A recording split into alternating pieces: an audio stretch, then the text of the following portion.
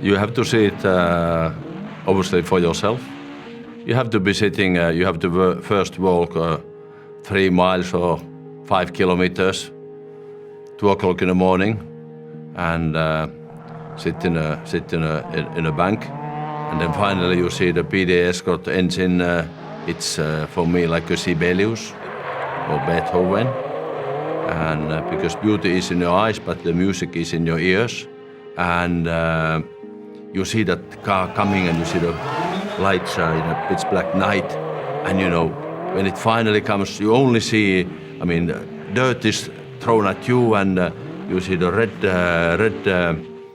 brakes and the car going completely sideways and you go like this. And once you have experienced that, I mean, you become a rally fan. That's what happens. That's what happened to me when in that summer night, 1964, when I was 12 years old, and car came for the first time. Actually, rally came for the first time in my little village in the eastern part of Finland, 2 o'clock in the morning in that Finnish summer night, which is not the proper night, and this white Volvo comes. I was there 4 hours since 10 o'clock in the evening waiting for it, and now 5 because I won't miss the show. I won't miss the show. And when the first car came, it just took my breath away, literally, and I'm sure that my body stayed on the side of the road, and my spirit and mind went with the car, and literally the rest of the story you know, because once you are totally captivated by something and it's taken over you, you just go with the flow after that. That's all what happens to you, and the rest of my life is been the result of that. Result of that when you come to, when you brake too late into a corner, and then you're alone. You are alone. You have no choice. You have no choice. It's just a few seconds. You try to fight the car and the corner, survive. You are in your bubble. You are in your bubble, which belongs just to you, to nobody else in the world, and that's it. Everything else is then the history and the result of that few seconds of that undescribable, emotion. The rallies I won or rallies I lost, because I lost many of them. It may sound strange, but maybe some of those losses, in fact, they turned out to be later on my victories. Not victories in a rally calendar or rally statistics, but victories in life. Because winning in life can be the start of the downhill, and the other way around. A big setbacks, a big loss, big defeat can be start of something good in your life. So everything is quite relative. Of course, world championship. Yes, I was in a way too young. I became world champion with David Richards as a surprise, nearly.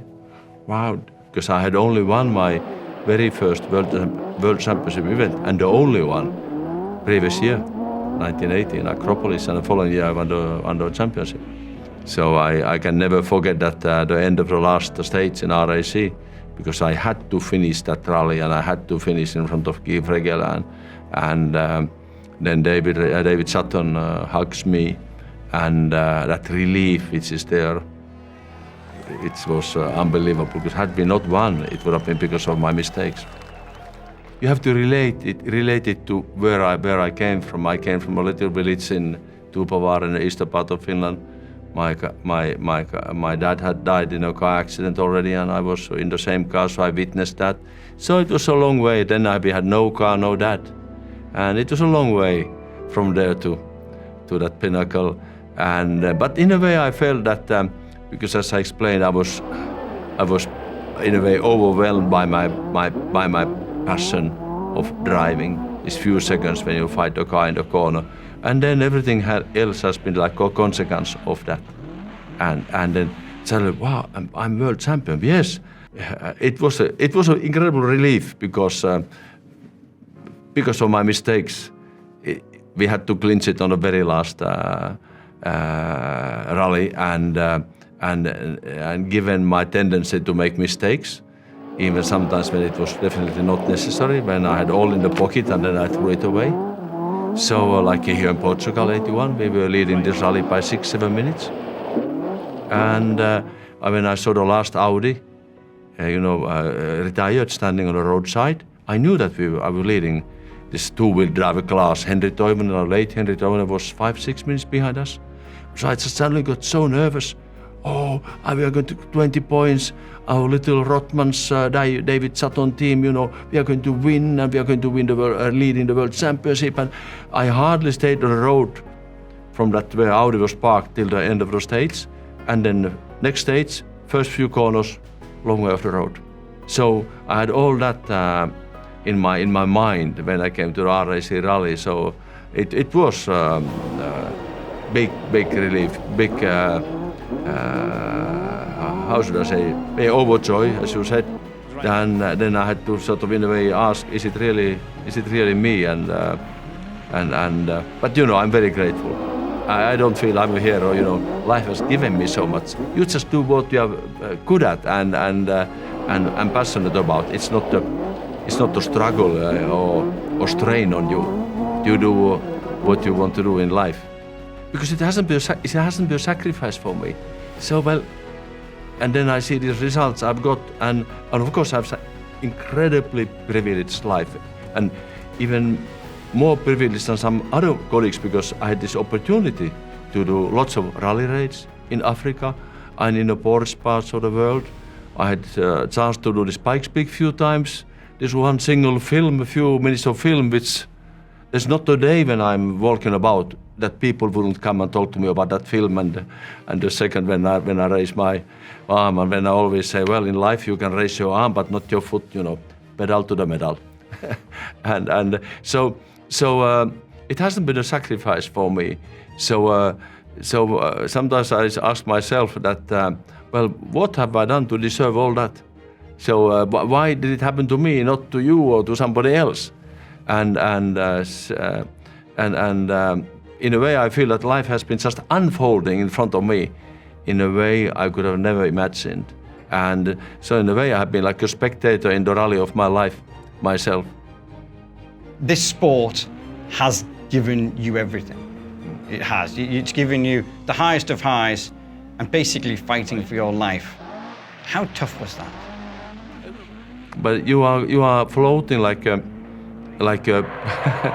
yes, in that situation, when that happens, as it happened to me, and then there was one actually, no, it was not in a corner, it was in a kilometer-long straight, and there was this hole which was not there in the recce. So we had, so I must have been maybe 1 meter more to the right or left than other cars. So when I hit it, we just went end over end, and for some reason. I didn't have my seat broke, which should never happen. And then even worse, I didn't have this belt between the legs. Wasn't there for some reason on that particular rally. So then it happened. It just happened. And then you are like a piece of wood floating in a river. After that, very incredible, more than 1 year of recovery, physical and mental recovery, but that's part of my life. I cannot wish, it would be wrong to say that I wish my life was without my Argentine accent, because what I am today, Argentine life accent obviously is big part. It has formed me what I am today, and maybe it has made me, at least occasionally I remember where I come from, which makes me to appreciate where I am today. And so I try to remind myself that nothing is due to me. I mean that although I had apparently some big birthday recently, hard to believe. I had to look at the calendar. Is it really me? But anyway, let's face it. Every new day is a birthday in your life. Every new morning, if you get up, wow, you are still here. So there's many reasons to celebrate every morning. Not only today when we are celebrating 50 years of Rally World Championship. Long flat, 1 right, far 2.